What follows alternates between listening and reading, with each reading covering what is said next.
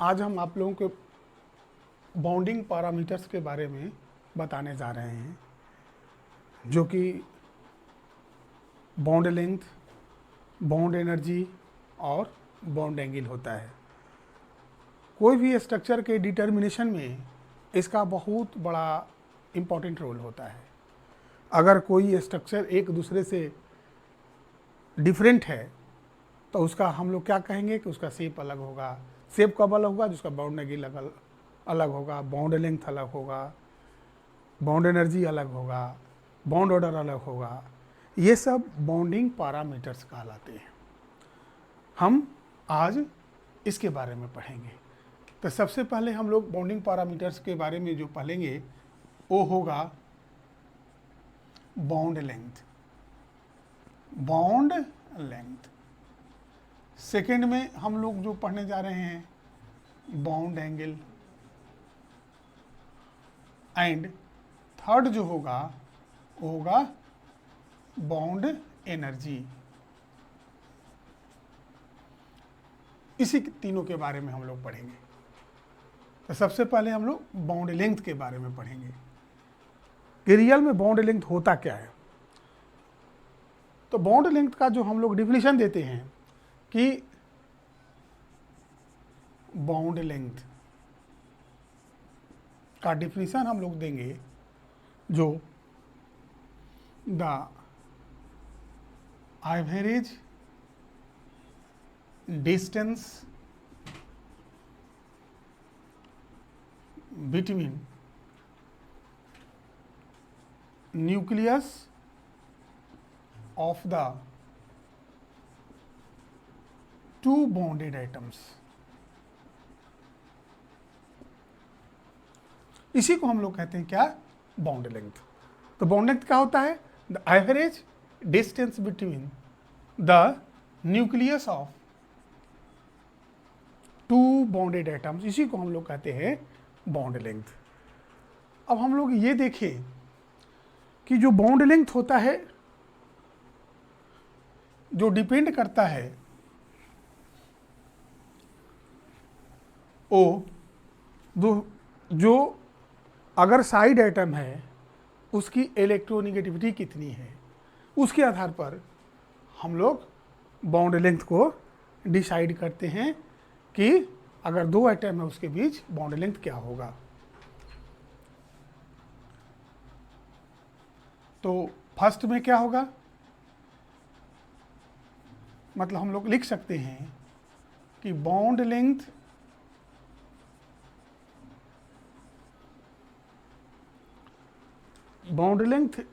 Depends bond length depends on the electronegativity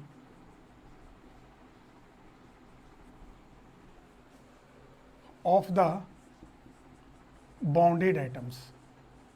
bonded atoms। अगर हम लोग देख लें A है और B है, ये दोनों के जो बीच बॉन्ड लेंथ होगा वो क्या होगा? दोनों एटम के सेंटर के बीच की डिस्टेंस क्या है। अगर इलेक्ट्रोनेगेटिविटी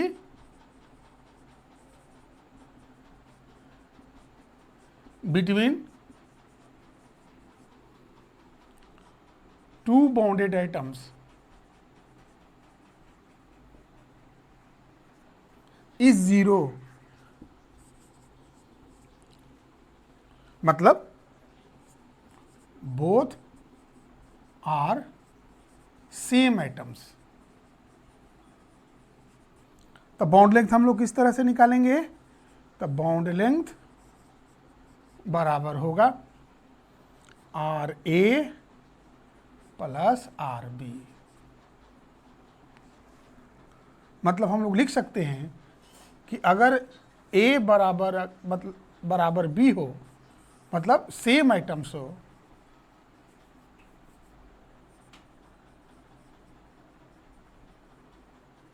तो बॉन्ड लेंथ बराबर होगा R A plus R B, मतलब radius of A and radius of B. हम लोग लिख देते हैं sum of the radius of A and radius of B. अगर दोनों आइटम के हमको रेडियस मालूम हो तो दोनों को हम लोग ऐड करके बॉन्ड लेंथ हम लोग आराम से प्राप्त कर सकते हैं। जैसे मान लीजिए Cl तो दोनों का बीच जो रेडियस होगा उसको हम लोग क्या करेंगे, ऐड कर देंगे। सेकेंड में हम लोग अगर देखें कि if the electronegativity difference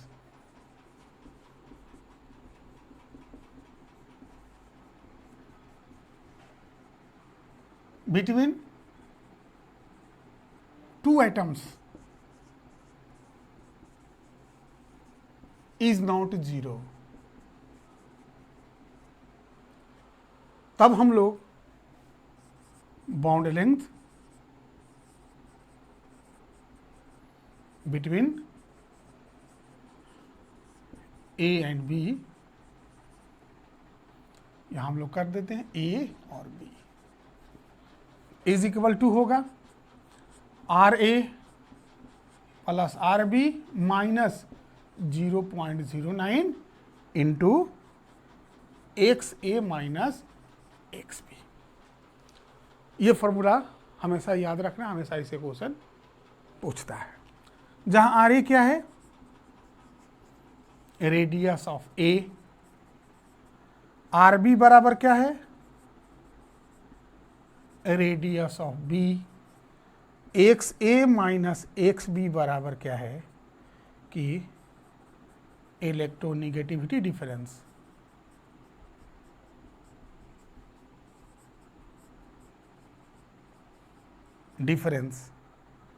between A and B, यही है। इस तरह से हम लोग क्या कर सकते हैं कि अगर दो आइटम है जो एक दूसरे से कोवैलेंट बॉन्ड के द्वारा जुड़ा हुआ है, दोनों के इलेक्ट्रोनेगेटिविटी में अंतर है, तो हम लोग को बॉन्ड लेंथ इस फार्मूला के द्वारा निकाल सकते हैं, जिसमें आर ए है radius of the first atom A, radius of the second atom B, minus 0.09, और दोनों के बीच जो इलेक्ट्रोनेगेटिविटी डिफरेंस होगा उसे हम लोग क्या कर देते हैं, मल्टीप्लाई करते हैं। तो हमारा क्या होता है कि bond length between A and B निकल जाता है। इस तरह से आप समझ गए होंगे कि किस तरह से हम लोग बॉन्ड लेंथ निकालते हैं किसी भी दो आइटम के बीच में। अब हम लोग जो पढ़ने जा रहे हैं बहुत ही इम्पोर्टेंट है। हमेशा कोई ना कोई कॉम्पिटिटिव एग्जामिनेशन में हमेशा पूछता रहता है, जिसमें हम लोग पढ़ेंगे कि factors affecting the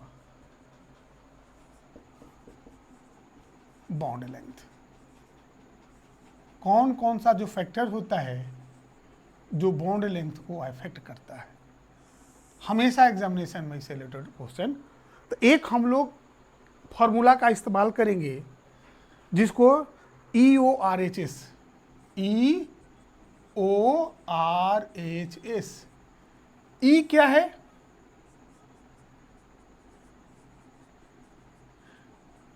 electronegativity difference, ओ क्या है, बॉन्ड ऑर्डर, आर क्या है, रेजोनेंस, एच क्या है, हाइब्रिडाइजेशन,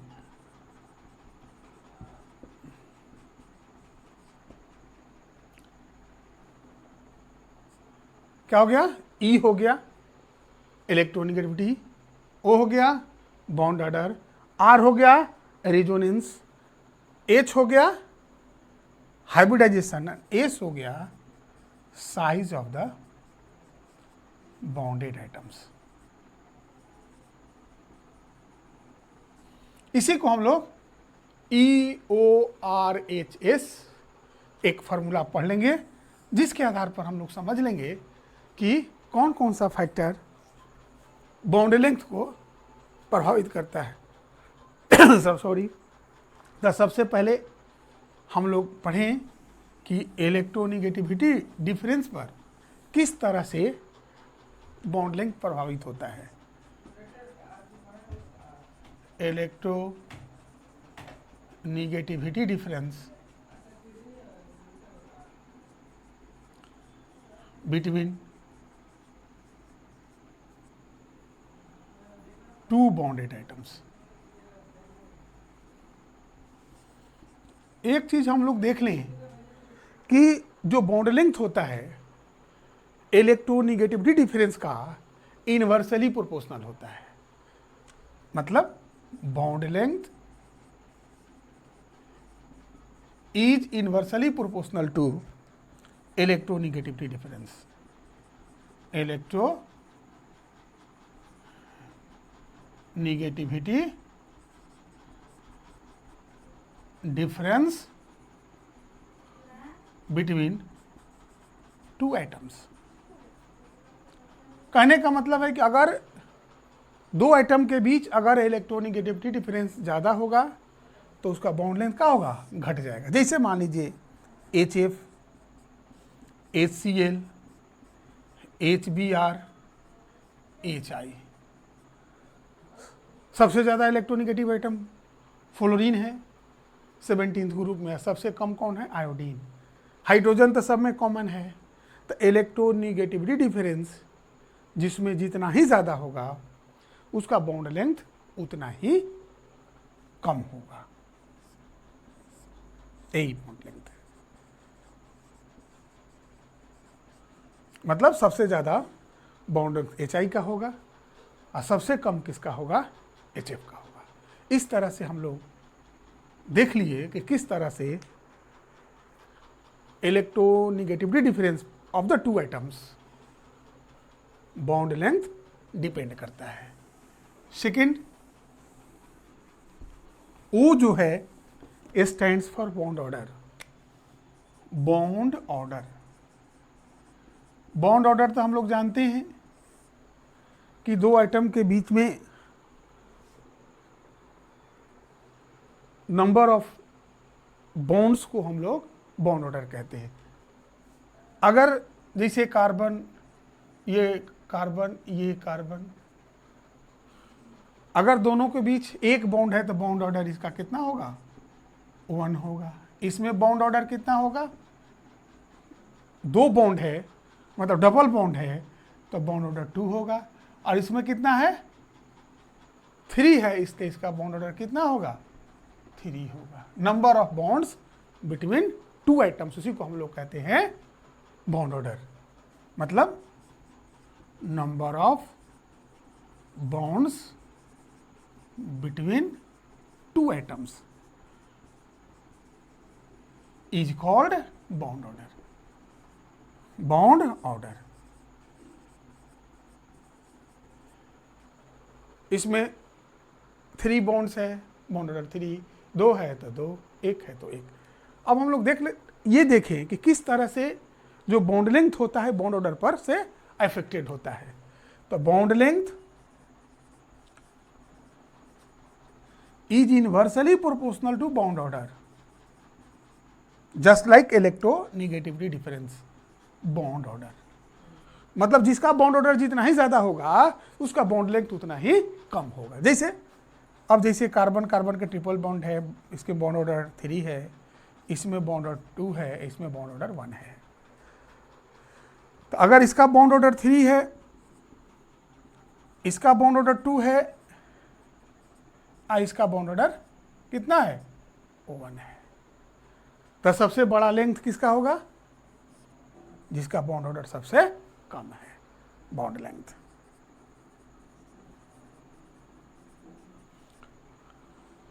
इस तरह से हम लोग क्या देखें कि बॉन्ड ऑर्डर पर बॉन्ड लेंथ डिपेंड करता है, और किस तरह से डिपेंड करता है हम लोग अभी देख लिए।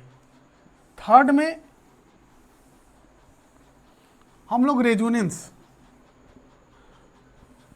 हम लोग पिछले केमिकल बॉन्डिंग टॉपिक में पढ़ चुके हैं कि रेजोनेंस क्या होता है। थर्ड में रेजोनेंस में हम लोग देखे थे बेंजीन का,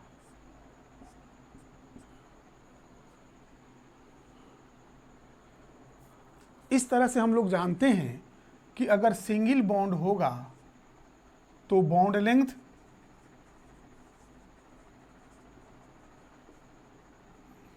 154 पिकोमीटर, अगर डबल बॉन्ड होगा तो बॉन्ड लेंथ 134 पिकोमीटर। लेकिन जो बेंजीन का होता है बॉन्ड लेंथ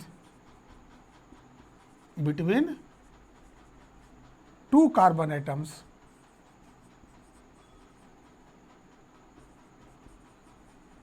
इन बेंजीन इस कितना होता है 139 पिकोमीटर, बता भी चुके हैं। यही रेजोनेटिंग है। दोनों के बदले में हम लोग लिख सकते हैं यही रेजोनेटिंग स्ट्रक्चर होता है बेंजीन का। तो क्या हुआ, इसके रेजोनेटिंग स्ट्रक्चर के कारण बॉन्ड लेंथ कितना हो गया 139 पिकोमीटर।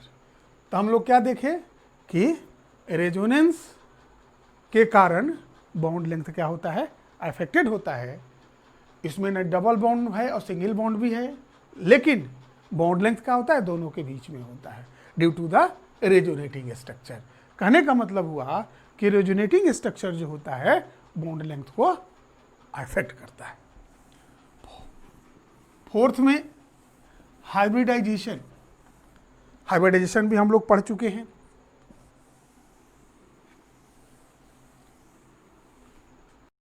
अब हम लोग देखें कि हाइब्रिडाइजेशन के आधार पर किस तरह से बॉन्ड लेंथ डिपेंड करता है।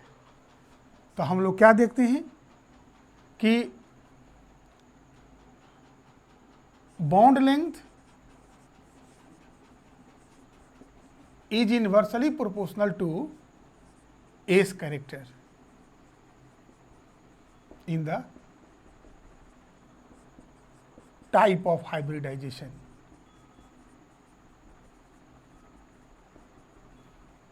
एग्जाम्पल में हम लोग देख लें sp3, इसमें S कैरेक्टर कितना होगा 25%, P character 75%, sp2 S character 33.3%, P character 66.6%, sp में S character 50%, P character 50%। sp3 में जो बॉन्ड एंगल होता है 109 डिग्री 28 मिनट। तो हम इसमें अगर इसमें हम लोग देखें तो 120 डिग्री और इसमें 180 डिग्री। ये तो हो गया रिलेशन बॉन्ड एंगल का इसमें, लेकिन हम लोग को पढ़ना है क्या बॉन्ड लेंथ। तो बॉन्ड लेंथ क्या होता है इनवर्सली प्रोपोर्शनल होता है। मतलब अगर हम लोग देखें इन केस ऑफ, मिटा देते हैं इसको,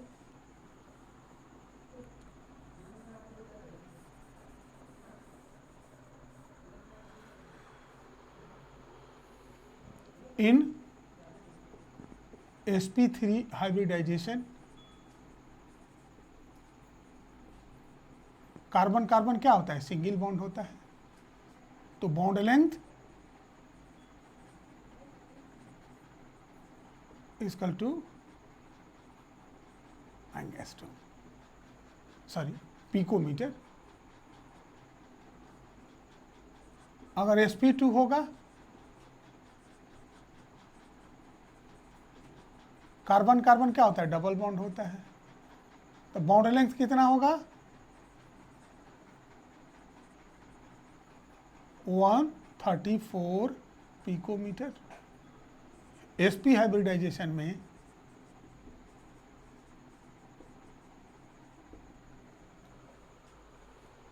बॉन्ड लेंथ जो होता है 120 पिकोमीटर। हम लोग क्या देखे कि अगर एस कैरेक्टर ज़्यादा है तो बॉन्ड लेंथ क्या है, कम है। एस कैरेक्टर सबसे कम है, उसमें बॉन्ड लेंथ क्या है, ज़्यादा है। इस तरह से हम लोग देख लिए कि बॉन्ड लेंथ क्या होता है, एस कैरेक्टर के इनवर्सली प्रोपोर्शनल होता है। मतलब एस कैरेक्टर बढ़ने से बॉन्ड लेंथ क्या हो जाता है, घट जाता है। अब हम लोग का इसका last size of the atoms पर, एस से क्या कहते हैं, side of the atom, sorry size of the atom.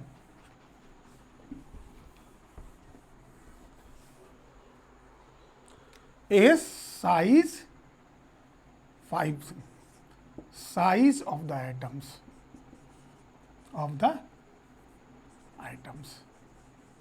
अगर लार्जर साइज होगा एटम तक का होगा, बॉन्ड लेंथ ज़्यादा होगा।